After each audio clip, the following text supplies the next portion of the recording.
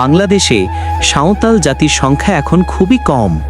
তবুও রাজশাহীর বাঘা উপজেলার আড়পাড়া আর বলিহার গ্রামে আজও কিছু সাঁওতাল পরিবার টিকে আছে। নিজেদের ঐতিহ্য আর সংস্কৃতি বাঁচিয়ে রেখেছে তারা। তাদের জীবনের মূল ভরসা কৃষিকাজ। পুরুষেরা যেমন মাঠে চাষাবাদ আর ফসল কাটা নিয়ে ব্যস্ত থাকে, তেমনি মেয়েরাও পেছনে নেই। তারা মাঠে ধান রোপণ করে, আগাছা পরিষ্কার করে, ঘরের কাজের পাশাপাশি মাঠের কাজও সামলায়। সাঁওতালদের জীবন একেবারে সরল, মাটির ঘর, প্রকৃতির কোলে গড়া জীবন।